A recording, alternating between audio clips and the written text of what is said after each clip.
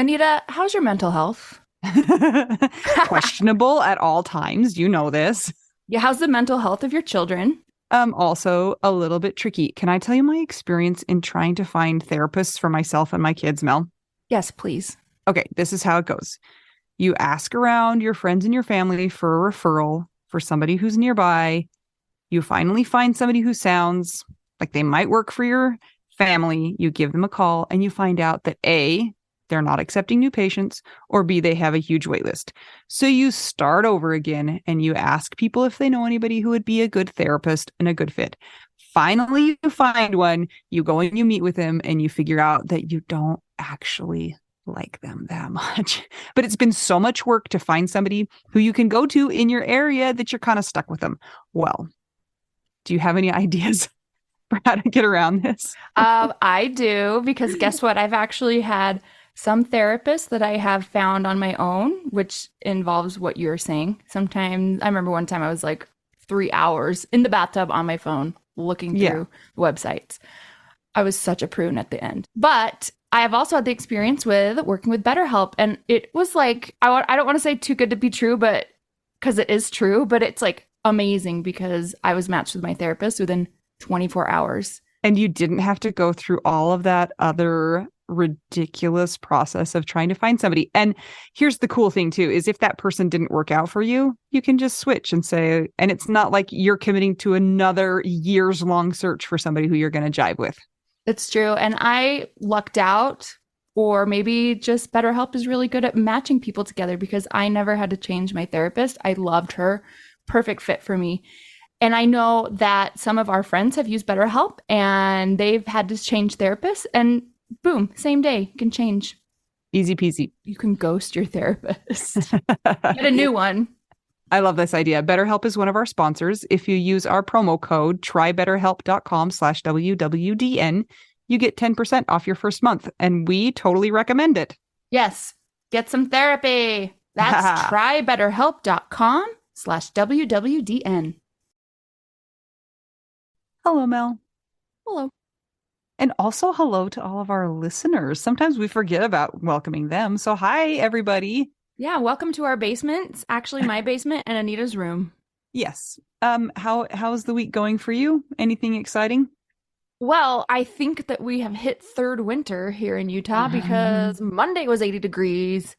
And then the rest of the days, it's been snowing and raining. Now, the snow has not been staying on the ground. However, it's still very cold. And I just feel super low energy. Like, I think I always notice this in my students and everyone, like when the weather changes like that, everyone's super sluggish. Yeah, it's because we're ready to come out of winter, but it's probably a good thing that it stayed cold because we are in super perilous flood danger right now because we got so much snow this year, and if it melts really quickly, life's going to be terrible. So I'm trying to keep that like in the back of my mind as I'm like, it's only 30 degrees today, Which is funny because like I keep thinking that's so dumb, and then I look at the calendar and I'm like, well, it's April. It actually is kind of like this normally. It's just like really been weird when it's like, hey, here's one day of 80. Like, come on, that's like June. So I think I'm just confused. I'm tired and confused, but I'm good otherwise. I'm doing pretty good. Every time I say that, something bad happens. So I might cut that out. I should not put that out into the world. I've spent the week eating popsicles and getting like nothing done. I'm kind of going a little stir crazy because my son had his tonsils out. We talked about that. And so it's just been like recovery mode for him, and he just has to take it easy. And he has been up and down, but he's not eating the popsicles. I'm eating the popsicles. He's not drinking all of the Kool-Aid. I am. He's not eating the Jell-O. I am. Wait. Have you gotten Pace popsicles, first of all? No, but I should. They're my favorite. Okay. Pace popsicles. Yeah, you've been surviving off Otter Pops. Like, you got to up your game. Well, no, we have a wide selection of popsicles, but I didn't get the. Okay, guys, the Pace popsicle is a local popsicle, and it's kind of thick, so that's why I didn't get it, because like for a little kid's mouth. But you're not even He's not eating them. It's you. I know, but I didn't buy them with the intention of me eating them all. I bought them with the intention of him eating them. So, and then it's cold. So it's just dumb to be eating popsicles when it's 30 degrees outside. Next question, though. Concretes? Oh, too thick. Nelsons. Really? For purposes of right now, yeah. Oh, okay. Yeah. But those are also delicious. Remember how, like, as a child, the only thing that you would know about getting your tonsils out is that you got unlimited ice cream? Mm-hmm. Like, I didn't even realize that there were negative consequences associated with tonsils, which is pretty, like, dark humor funny that my husband died after a tonsillectomy. Because all I thought was tonsillectomy equals ice cream. Right. Well, I am kind of bummed for Scott because he didn't even get to appreciate the unlimited popsicles and ice cream. No, and he loved that stuff. Well, how is your child doing, BT dubs? He's had some good days and he's had some days where he's been real sad. And he like won't talk and he just wags his little finger at me when I'm like, "Do you want to try this?" Wags his finger. "Do you want to try this?" No, shakes his head. So today's been a little better day though. Did I tell you, Mel? I can't remember if I told you this and if I told people on the podcast this, but my grandpa, when I told him that my son was getting his tonsils out, he told me that he got his tonsils taken out on his kitchen table. No. His 7 brothers, and they lined him up, and like the veterinarian scooped him out. Oh my gosh. Oh my gosh. With forceps, probably, too. Probably with like a rusty nail. I don't know. Like, I bet my great-grandpa smithed the tools that your grandpa's tonsils were taken out with. I think it's smithied. I have invented a verb, smithed. Oh, yeah. And speaking of the devil. Oh. Here he is. Oh, here he is. Hey, dude. How you doing? Are you having a good day? You want to tell everybody how you're doing? Good. You're doing pretty good. Are you eating any popsicles? No. No. Okay. Now what about like Slurpees? Oh, I see you changed your hair. I did change my hair. What do you think? What do you think about it? Actually, I think that's pretty cool.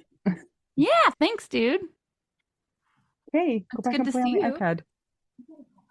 It's out of battery. Oh, it is? Yeah, but I'm charging it. Okay, go downstairs and watch TV then. By the way, he has the worst breath in the entire world, which I've been told is normal after kids get their tonsils out. But wow. Makes sense. Well, Anita, I hope that you come back to the land of the living soon.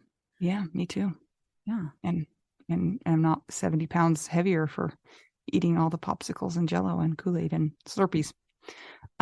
Mel, should we tell them to join the Widow Wives Club? Yeah, I guess so. Widow Wives Club. Guys, join the Widow Wives Club. It's where you're going to meet your new best friends. Lots goes on in there. It's our private Facebook group. And we've also got a bunch of subgroups there as well. So once you join the main group, you can find even more specific experiences to be a part of. So that's pretty cool. If you want to keep the podcast going, check out our Patreon. It's patreon.com/WWDN. It's a way to financially support us and make it possible for the podcast to keep going. Because let's face it, it costs money to make a podcast. Mm-hmm. Sure does, Tex. And if you feel so inclined to make a donation via Patreon, you are also helping the people who may be in limited financial circumstances that are not able to contribute at this time. So thank you so much, all y'all. Aye. Captain. And at a certain donation level, you get a shout out in episodes, and we're going to do that now. Yeah. And ad-free content. Hello, awesome. But also, can I say our ads are helpful to people because they are for resources that we need, like therapy and all that stuff. You know what I'm saying? And phones, yeah. And phones. Mm-hmm. My son got a phone this week, too. Can we talk about that, actually, before the Patreon? What? Do you need to talk about it? Why are we whispering? No, just cut it out. Just cut it out. It's so hard for me to edit, Anita. I'm going to have to bring up your levels. I'm leaving it in as your punishment. Stop. Okay, guess what, guys? We're going to do a Patreon shout out for all of you lovely people that help support us and help the podcast to be made available to all. So here is the start of our amazing patrons. Constance Dahlbeck, David Kelly, Don Satterwhite, Emily Wesenberg, Evelyn Flores, Gail Bell, Heather Mullins, Ivan the Meisner, Kat, Krista Waite, Maya Glasser, Neil Hooper, Becky Zeba, Sam Finlayson, Karen Cornejo, Alexis King Audello, Amber Alanis Vela, Amy Hartman Martell, Amy Neal, Ashley Hahn, Barbara Schneeberger, Becky Luederez, Berkeley, Brandy Younger, Brittany Pedro, Chris Steffen, Cindy Wilkerson, Aunt Connie Remich, Danielle Catterberg, Not a Debbie Downer, Dennis Brazo, Jean Marie Massey, J2, Jenny Taylor, Jennifer Beal, Jennifer Brown. Karen Lindsay, Oh, hi and welcome. Carol Schultz, Laura Aguirre Penner, Leah Johnston, Lisa Hardman Powell, Lou Clausen, Auntie Marie Hoffman, MK Anderson, Meg Murdo, Patricia Wiest, Rachel Barbosa, Sarah Morris, Simone Fu, Sunshine Haven.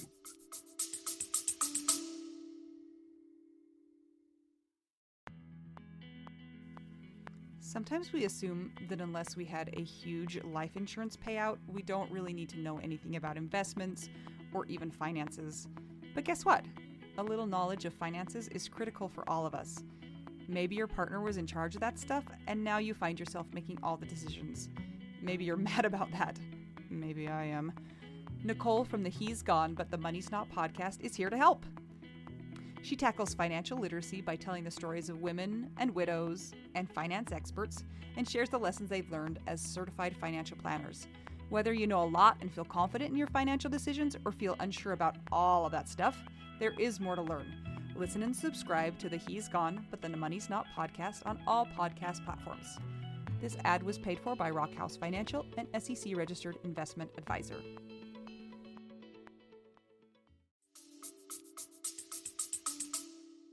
Alicia McAllister, Amy Burke, Ann Drennan, Anna Tracy, Audrey Henniger, Christina Scambato, Christine Anderson, Cindy Raynaud, good job, Don Barber, Debbie Fells, Deborah Westwood, Diana Becker, Doris Reichel, Eileen Stevens Dem, Them Bones, Eileen Bones, Emily Toledo, Eric Vandermeulen, Aaron Posick, Gabe Lozano, Gia Benoit, Gina Haas, Ian Zini, Jackie, Disney Bound, Jan Colarusso Seeley, Jane, that's my mom, a secret patron, Jennifer Davis, Jenny Armstrong, Jennifer Dickinson, Jennifer Sanders, Jenny Barrow, Jenny Dippold, Jocelyn Milo, Johnny Walker, Judy Malkin, Julie Stevenson, Karen Ochoa, Karina Jacobo. Kathy Mary. Did you see Mary? I was Katie Getz. I was hoping you wouldn't notice that my mouth went on vacation. Katie Getz. Katie Radcliffe, Carascara. Kevin Berry, Chris Morgan. Laura Keeley, Laura C. Linda, Lindsay S. Kanopka. Marjorie Lewis, Mary Ann Hammond. Mary Ann McDonald, Mary McGowan. Melissa Bowers, Melissa Hancock. Missy Mulestein, Naomi Brown. Rachel Tang, Rebecca Olemaker. Robin Flam, Stacey Saywert. Tammy Terravest, Quentin Thompson. Val, the superstar packer. And Migraine Wendy. Oh, that's a terrible one. Sorry, Wendy. Yeah. Thank you once again, for supporting us on Patreon.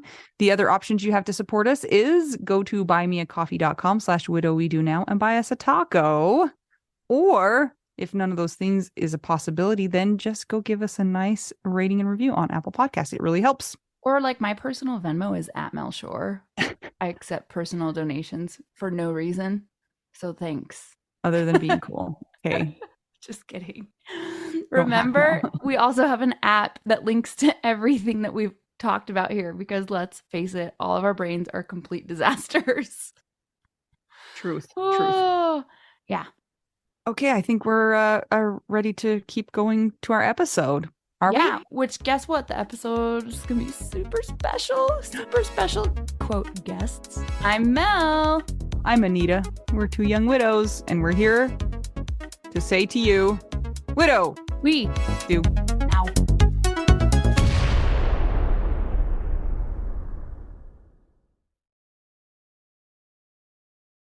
Well, Mel, today it's just you and I having a chat. Yeah, What's it's our been a topic? while. Yeah. What are we going to talk about? I forgot actually. I have to read it. Do you Okay. want me to tell you? Okay, now I know. I pulled up my notes. Private versus public grieving. Ooh. Interesting. So I think that it's pretty well established that both of us are pretty public in our grief. I mean, we have a podcast. We both are active on social media talking about that kind of thing. But interestingly enough, I just moved my Instagram account from a public account to a private account. Did you know that? No, how am I still your friend? Well, because you already were my friends. You get grandfathered in. Oh, because I want to do that actually, because I'm getting kind of sick of things, to be honest. So if I change Yeah. mine private, sorry, weird. This is actually on topic, but you're helping me. Yeah. So if you go to Instagram and you change Mhm. it to private, Mhm. you'll keep all the same people that have followed you. Correct. And it asks you if you would like to go through that list, and maybe if you've got people who you don't really want them following you anymore, you can kick them out. But otherwise your followers stay the same. I am doing that today. Interesting. Yeah. Ah. I want to tell you why I did it, because it's such an interesting shift, I feel like.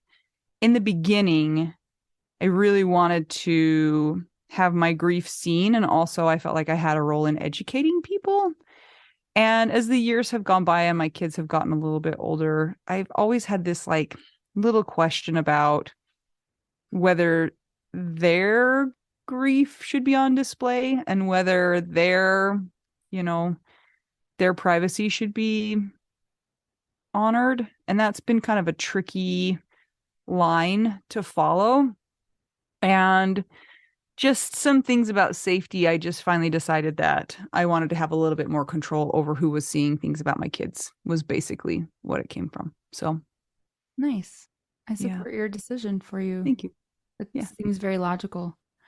Yeah. Yeah. Well, as we know, I don't have a private account, but I want a private account now, so I will be doing that soon. And the reason for that is at the time of this recording, let's see, I'm 5.5 years out, you're 4.5-ish. Mm-hmm. And yeah, like you said, in the beginning, it's like, what is going on? People need to know about this. Also, people in our lives lost the person that we lost, even though their relationship was different. And I think it has helped them too.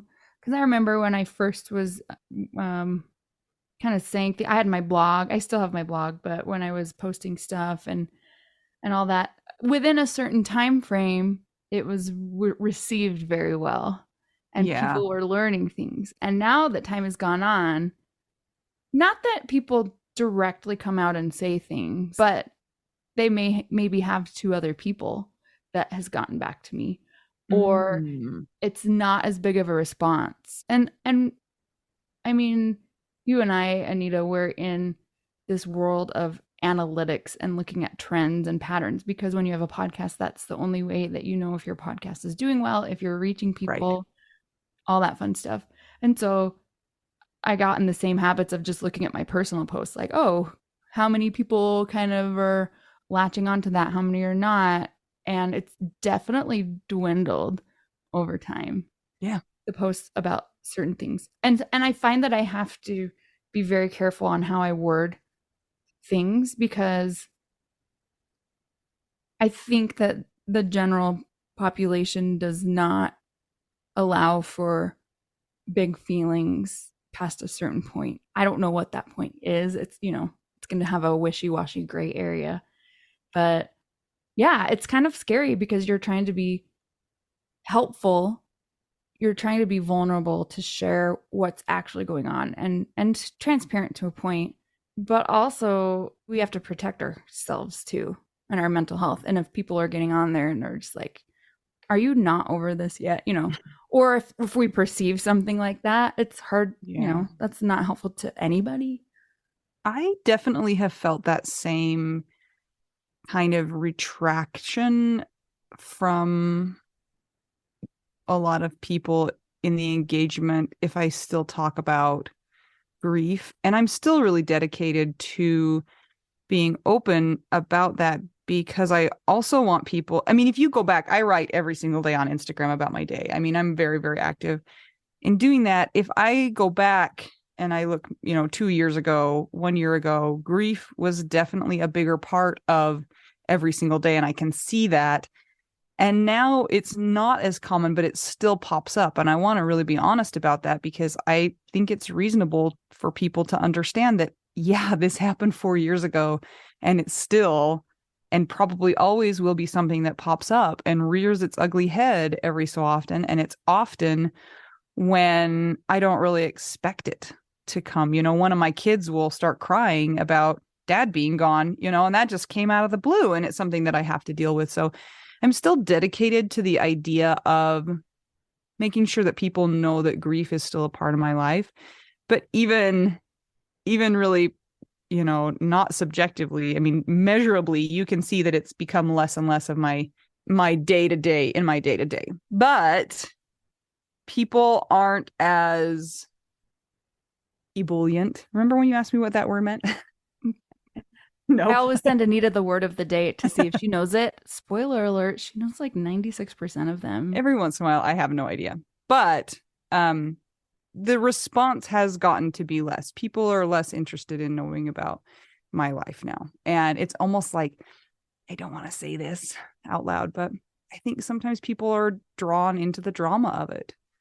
Sometimes people have a real desire to support and help. And sometimes people want to feel that kind of the drama of it and be a part of that. So that's an interesting shift for me as well, that I think that we've felt kind of the same thing.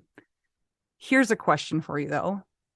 There are a lot of people who never feel like they want to be really open about their grief. And for me, that's a really foreign, like, I'm like, why not? I'm an extrovert. I love people. I'll talk to people about just about anything. So it's kind of weird for me to kind of think about why people don't want to share their grief from the get-go or at any point in time in their process. What do you think about that? I am on the same page as you with, I don't personally have a problem sharing anything about my life. Now, I think as I have grown up, this has just been part of the way that I think and how I want to help people coming after me. Let's go back, way back yonder to the year of 1997 when I had to go into high school. And I'm the oldest child of two. My little sister is like 9 years younger than me.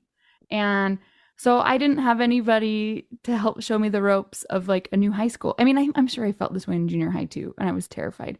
But I specifically remember high school, and I was so stressed about lockers and finding my way around and how does the schedule work, and then other things too, like how does deodorant work? Like when you like just basic. You waited till high school to figure out what deodorant was. No, I mean now I kind of.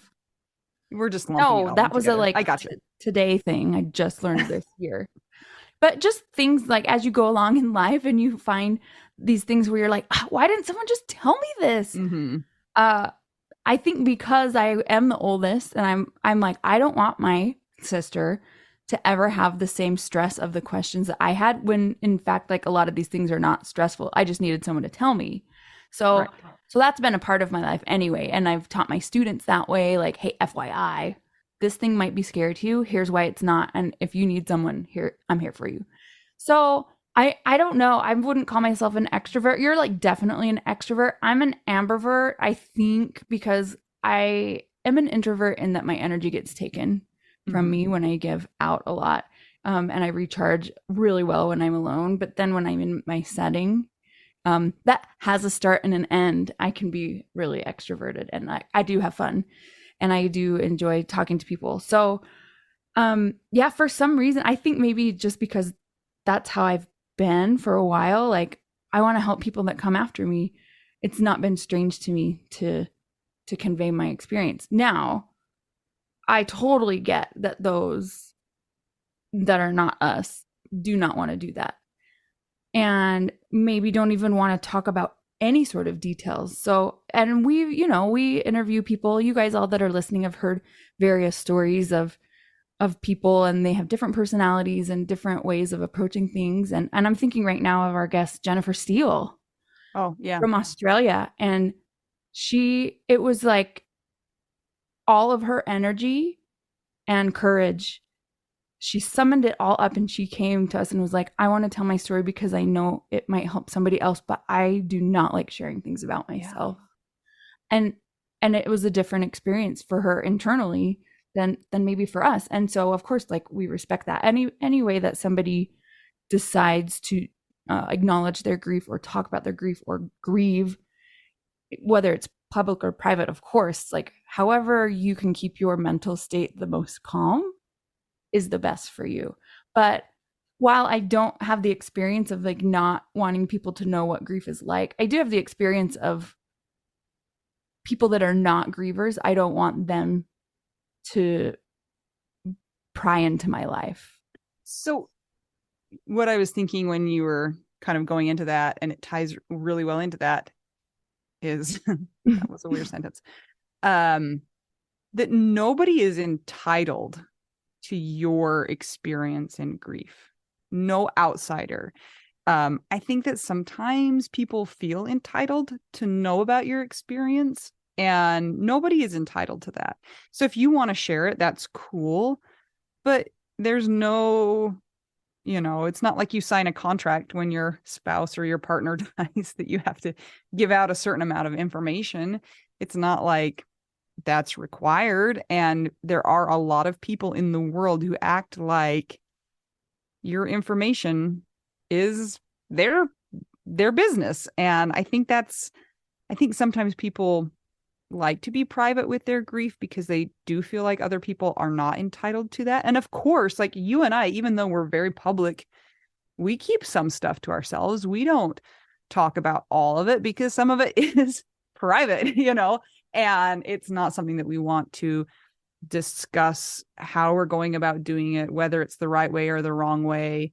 There are some things that we do hold closer to ourselves than other things, but nobody is entitled to our experience in grief. We are the only ones who get to decide who gets that information. And so funny, because you and I were texting about this today or sometime, about how the rumor mill, even for our spouses' deaths, was like going around and around, and there was whispers about how they actually died.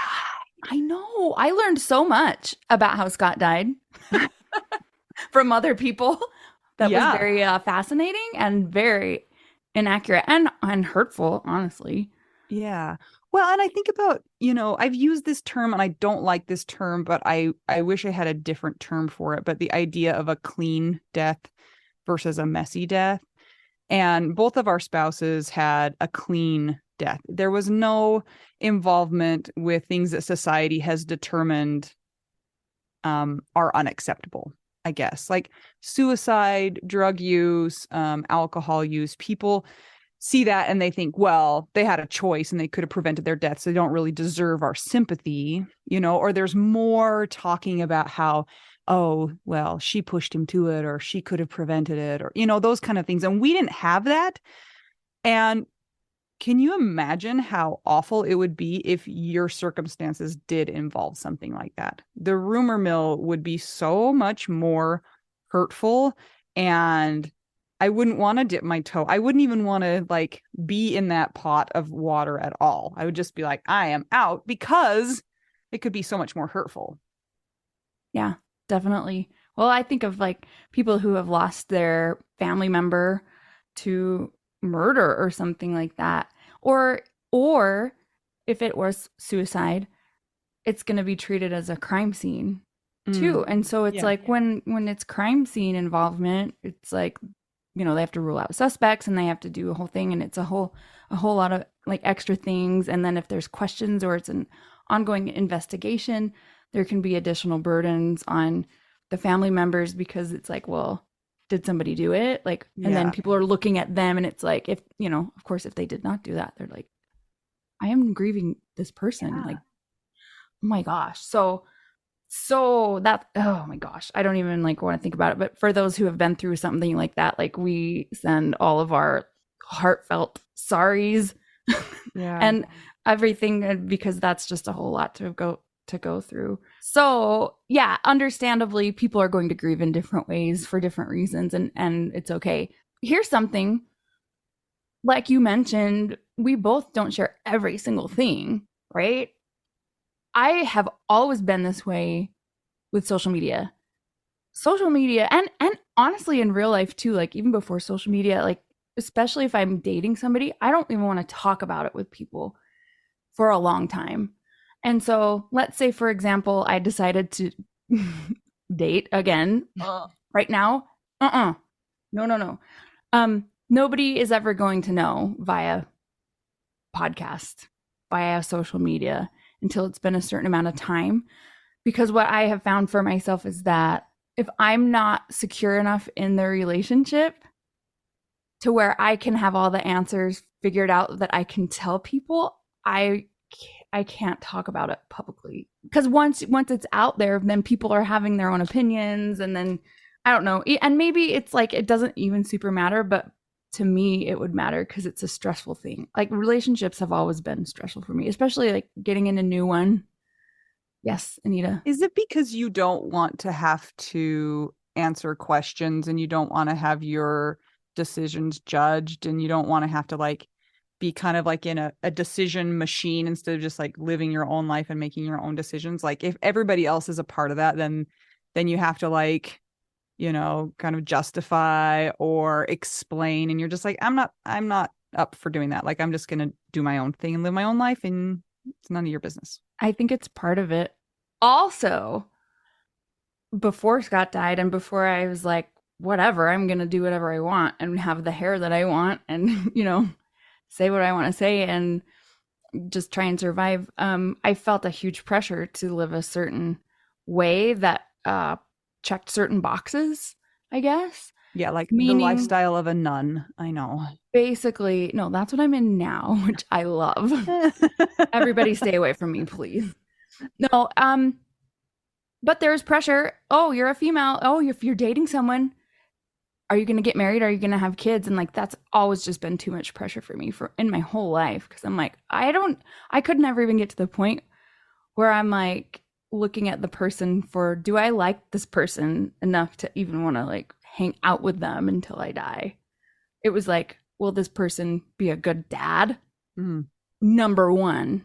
Because obviously, like around here in Utah, it's just like assumed that you are going to bear children. 11 at least. And I did not like having anybody talk to me about those things, but also I'm a sensitive person, and so I could pick up on what they're thinking as well. And I didn't even want their energy. So I'm just like, I like to stay under the radar because I just am tired. Leave me alone. Just go away. So yeah, so those things I keep to myself. And they're really stressful for me when I do make the decision to like tell people about them. Like even still, I would say. Now that Scott's died, I don't care about that other stuff because nobody expects me to have kids. I'm 41. That's going to be a big hell no, go away. And the bigger issue I think for me now would be Scott's family. How's that going to go? What's that going to mean? Also, I don't want to introduce somebody into my realm that's not going to be around for a long time. So it's like, yeah. And you don't know that until it's been a while that you've known them. So in that regard, I keep things very private. So that's such an interesting point you've just brought up, because I know that a lot of the people that we interact with in the Widow Wives Club and just the people that we are able to talk to in person and just in all of our interactions, there's always this question of if you decide to start dating again, or you start thinking about dating, at what point in time do you, number one, tell your immediate family, maybe your kids or your parents, brothers and sisters, and when you tell your partner's family, like, are they entitled to that information early on in the process? Are they entitled to that information never? Do you want to be like, oh, I'm going to try and date? Or do you want to introduce them to a person after you've dated for a while and you feel like it's going somewhere? I feel like there are no good answers for this. And then number two, if you do start in a relationship, and at what point does the person that you are going to date, what time are they entitled to information about your backstory? Like, a lot of people talk about whether or not they put widow on their profile, their dating profile, and it's very split. Some people are like, yes, I want people to know that from the very get-go. And some people are like, no, they don't get that information until I think they deserve to have that information, or I don't want to get scammed, and people are always looking for widows to scam. So what do you think about that? I think it's a big shit show and a crapshoot. Yeah, there's a lot there. In-law situation, I think it can go either way. I mean, you could choose to not introduce them or talk about them to your dead person's family, and they could be offended that it took you so long to tell them, but you were trying to be, kind about it. Or you could be dating somebody and it lasts for 2 weeks, but you've already talked to them about it. I think communication is key here. And you know what? You can't win them all.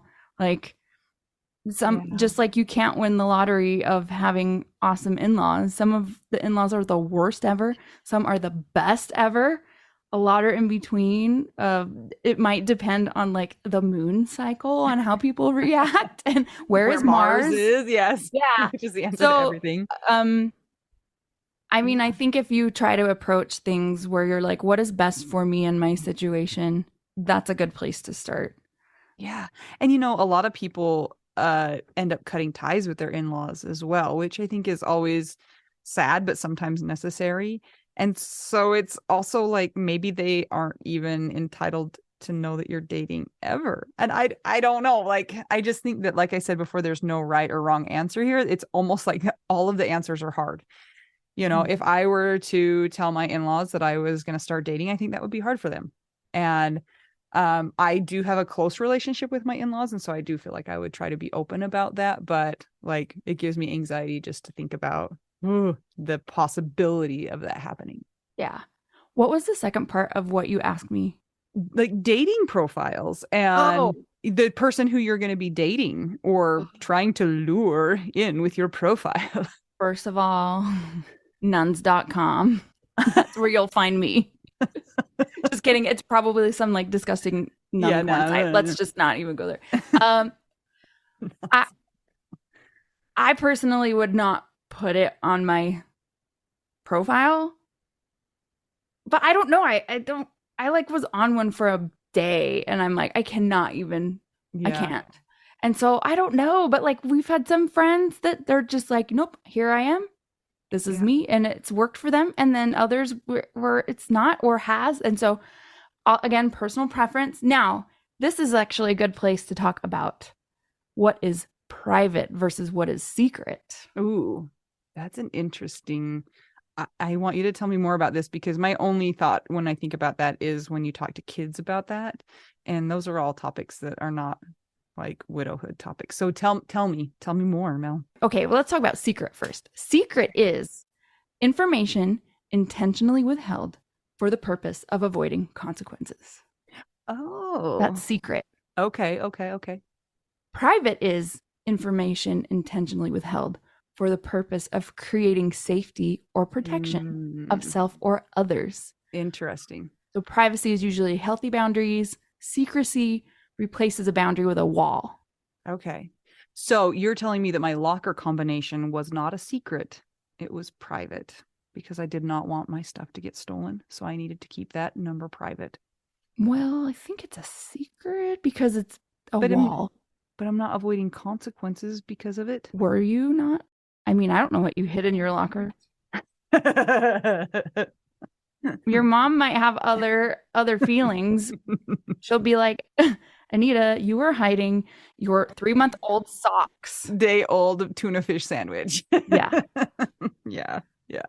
I didn't even really differentiate those two terms until I heard it somewhere at some point. And I was like, that's what it is. Because I think now with social media being a part of our lives as big as it is, people like you have said, expect access to us. Us meaning humans, other humans, not Mel and Anita. Yeah. People expect your life to be on the screen and for all of your information to be out there. But then at the same time, it's like, no, you have to have healthy boundaries, or you choose what you put out there. And then sometimes if people don't know something about you, then they're like, well, you're secretive.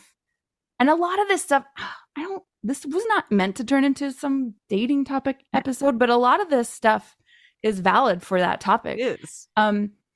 For example, somebody I was dating, the ex of the person got on Instagram and went on my Instagram and said to the ex, well, there's no pictures of you on there. Or there are pictures of you on there, but they're not about you. So that means that there's something wrong. Oh, like she's ashamed of you because she's not flaunting your picture or something. Yeah. And it was just like, it created this whole stupid fear thing. And I was like, what in the world? And I remember even having the conversation initially. I was like, look, you might think that I am very public about everything in my life on social media. And the things that are of not a lot of consequence or that have to do with helping others in grief, I am. But I am not with this. And I need a time period. And it was weird because I was like, for the first time in my life, I was like able to have vocabulary to say, I'm not okay posting about anything until I am okay. And also, I don't think it ever needs to happen. Like remember Facebook, like when Facebook first came out and then they changed the settings so you could say in relationship or it's complicated, or then when you would change it from like, say you broke up, it would notify all your friends, that stuff. I was just like, where's the setting that I can have no anything on there? So I've always been like that. But so that's a case where it's like, I felt like I was being private, not secret, and I remember having this conversation with a person. I was like, look, you know, all of my family, you come to my things, you know, my best friends, they know you all have each other's numbers. If you're going to sit there and tell me that because your ex doesn't see a picture and a post and all this gross, mushy stuff that I never would do anyway on my Instagram, we have a problem. And also, why are you listening to them? Also, why are you, it turned out the person was actually doing the things that like I was being accused of, which is a whole other story. Let's not even go there. But that's a different podcast. That's a true crime podcast. Like, and it's going to be so good, you guys. But that's where I learned, oh, I'm private. Some people take that as secret. I am being very, very forthcoming in my personal life with my protective people. But that doesn't mean that a random ex of somebody can come and stalk me and know everything about me. I don't want that. So this is another, again, you said this wasn't meant to go into the dating realm, but there are certain safety precautions that we want to take in that dating realm, that privacy is actually part of that. You don't give away your address to somebody when you first met them, right? Or just talking to them online. There's a lot of information that we hold back, not because we're being secretive or not because we're spies or, you're not a or spy. That we're closed off, haggardly old widows who have no ability to feel emotion anymore. Like sometimes I feel like people think that if you don't give up that information, it's like you were saying, then you're like a secretive, I don't know, just like a terrible person. Like I was the one that had the secrets. Yeah, but and that you're not able to open up to people, I guess, yeah. Or to open up to a new relationship. But then there's some of it that's just like safety. Like, I'm not going to tell you my kids' names. I'm not going to tell you where they go to school. All of these different things are not secrets for the sake of me being a jerk. It's for the privacy of myself and my family. So there's also that distinction as well. Mm-hmm. It's interesting. Like, I remember this being a conversation again when Instagram was not as new and Facebook was more of the medium that people our age were using. Yeah. It's like people were not even aware that thieves were on the internet looking at when their Facebook posts were going up so they could know when they were gone and thieve things out of their house, right? So it's like we've learned a little bit more as a society, hopefully. I mean, I don't know if it's just our our age that has learned that. So I feel like collectively people are learning more, hopefully, as we go along, as far as the internet goes. But again, there's a lot of sketchy things out there. Another thing that this reminds me of is, you mentioned kids. This has nothing to do with kids because I have none. But this reminded me of that same situation that I was just referencing with that person's ex. So, you move along in your life and you're like, okay, I'm dating this person. And like, yay, now we're all friends on Instagram. So, of course, we're like real friends now, right? Except for not really. Mel just rolled her eyes real hard, guys, if you're not watching. Gosh, when did people decide that Instagram equates real friendship? That's all I have to say. Everybody just kind of take a look at your stuff. Also, can we talk about, like, if somebody doesn't hit like on your picture, maybe it means they didn't see it. Also, who cares? Yeah. Just don't care about that. Yeah, that does not matter. I can never see anything. So anyway, back to this. So now at this point, I was friends with this person's friends. So then they get on. Everybody Instagram stalks people, right? It's normal. This is what people do to scope them out. Yeah. So they get on mine, and then they're like, if I didn't post for a while, they're like, "Hey, is everything okay with you and Mel?" I'm like, what? Why? Yeah. Why not? And then they would tell the person, well, she just made a post about her dead husband. So, like, I don't think she's moving on. And like, are you sure you're really in a relationship? And I'm like, again, let's just say there were some non-logical things with that person anyway, like with processing information. And so that's, I had to like over and over say, remember, here's what we talked about. Remember that this is not real life. I'm like, Instagram is not real life. I'm like, I put skateboarding stuff up there now because it's like fun. And also I'm like, I want people to see like, oh, you can do things. But I get scared now to put widowhood stuff up there because of the friends of that person, that just because I didn't do something, I had the sin of Instagram omission, that therefore that meant something super, super nefarious about me. It meant to them, I'm not moving forward. It meant that I was like not really dating the person that I was dating. It meant I was lying and being secretive, when in reality, the person I was dating was the one that had a bunch of secret things going on.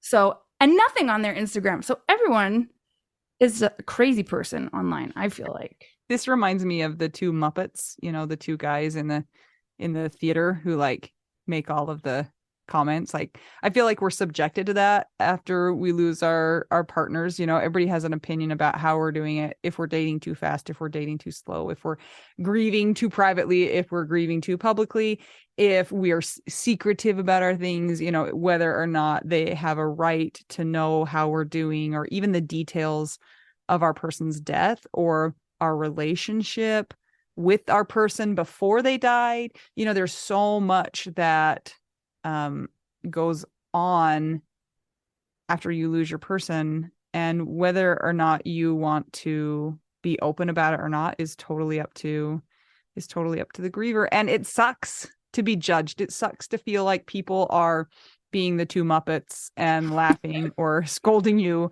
for doing it the wrong way, when, I mean, simply, we're all doing it the best way that we know how, because there's not like a Widowhood for Dummies that you can read and it tells you exactly how to do it. Maybe we should write that, Mel. Maybe. But not really. Because it's everybody's so different. It wouldn't work. Maybe Mel, let's do it. Just go listen from episode 0 and then you can see maybe what to do or what not to do. Yeah. Maybe we could talk about some things that are helpful to help others determine what's best for them. What do you think? Well, I think that, like I said before, this is such a personal thing because a lot of it depends on your support system that you have. I feel like it's always important to have the people that you can rely on to have your back no matter what.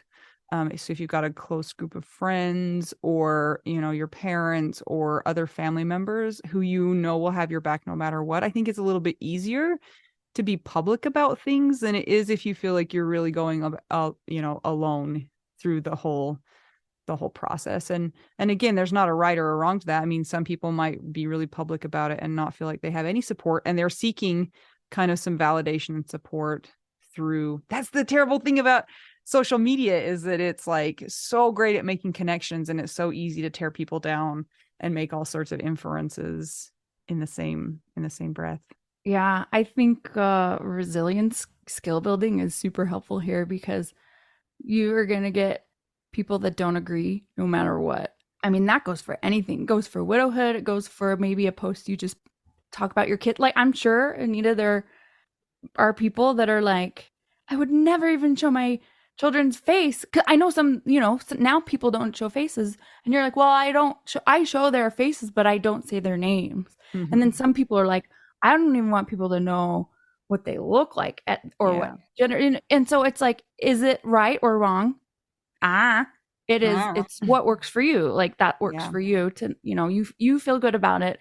That's a good example of privacy where you're like, I'm not putting up a whole entire wall, but I am doing this for protection of my children. I do have some boundaries. Yeah. Boundaries so that I can still help others. That doesn't mean that somebody that doesn't do it your way is bad or wrong. I think that sometimes like we just need to take a look at those things and say, what's my motivation for doing it? Is my motivation to get attention? Mm-hmm. If it is, maybe look at what kind of attention. Okay, is it attention to make myself feel better? There's that. Is it attention so that I'm bringing attention to a cause? If so, how am I wording it? Is it appropriately worded? Like, are my children safe or am I safe just as a person? So there's those things. But also if there's something that you are hiding because you know that people will be upset, take a look at that as well. If you have a therapist, it's a good person to talk to. And again, like Anita said, your close circle around you, those are always hopefully the people that are going to help you with decisions that are in your best interest. But sometimes they might not have the same opinion. So often go with your gut. Here's one more thing I'll say is that some people are, really closely guarded in their grief. And I totally like that is a decision that everybody gets to make for themselves. But I will also say that sometimes some of the most beautiful connections come from a little bit of vulnerability. We've had a lot of guests whose spouses or partners have died from suicide, or maybe their marriage wasn't in really great status before they died. And those people tend to kind of be a little bit more introverted in their grief. And it takes a little bit more for them to open up.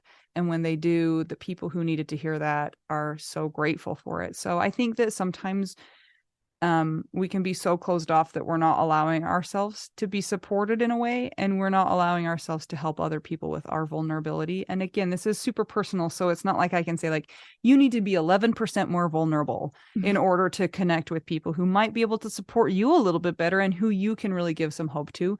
But I do think that if you really, really don't want to share your story, I think there are times and places where maybe you could make a difference and maybe you could connect with some people. One thing that I like that Facebook is now doing is you can post anonymously. So if you have something good to say, but you don't want your name tied to it, that's something that's very helpful. So like, let's say you're a private person, but you're starting to feel like, okay, I can maybe say something, but I'm not to the point where I want my name to be known. You can start that way. I mean, and that's in an online group too, right? That's different than in person. And again, like Anita said, it's so hard. We can't say, here's the prescription for success in these areas or what to do or what not to do. So podcasts are, we're talking to each other. You're listening to this, but like there are so many other facets that are out there in the world that we like cannot address because of individual situations. Yeah. Social media is super non-nuanced, it's only to a point.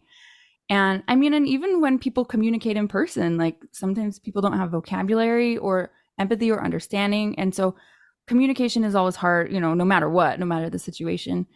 And I've found that for me, the times that I have both set up myself for better decisions and the times where I have kind of betrayed myself have all had to do with my intuition and my body. If I listen to it, it tells me. And if I don't listen to it and I try to like bypass it with logic, then I end up betraying myself. So get to know yourself, get to know your brain, have trusted people around you, and be okay that people might not agree with you, because seems like a recurring theme just in humanity, but especially in the widowhood experience.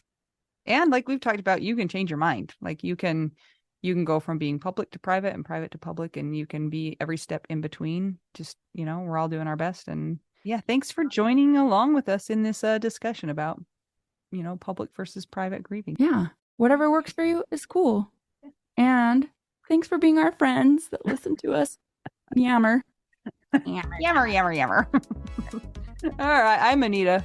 I'm Mel. We're two young widows. We don't have any of the answers, but we're talking about them, and we're just trying to figure out, widow, We do. now.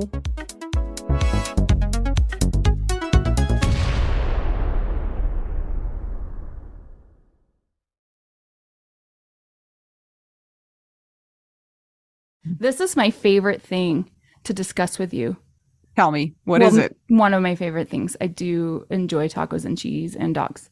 This is about how you cannot pay hundreds and hundreds of dollars for a phone plan, especially when you're a widow, your person is dead, you might have kids, you might need another option, and you just want your phone to work, you want unlimited texting and service, and you want it to be like $25 a month. It blows my mind that they have plans that start at $15 a month. That is so cheap. And the cool thing is it uses other 5G networks, and so you don't have to pay extra for that, and you still get great service. Yep, Anita and I have traveled all over, and I have used my phone. So I highly recommend it. And my mom's even on it. When my dad died, we put his phone down to the cheapest plan, which is $15 a month. And I think my mom's on the $20 a month plan, and it's so worth it. It's so much cheaper than what we were all paying before. So I highly recommend it if you're on a budget or not. Who cares? Ryan Reynolds is in charge of the company, and they send you free stickers with Ryan Reynolds temporary tattoos. It's kind of the best. So if somebody wants to sign up, what can they do, Anita? Go to trymintmobile.com/WWDN. Seriously, you guys, such a great idea. Save yourself some money. And if you're worried about losing data or having any changes with your phone, not going to happen. They walk you through it. Everything's fine. It's the easiest process of all time. Again, that's trymintmobile.com/WWDN.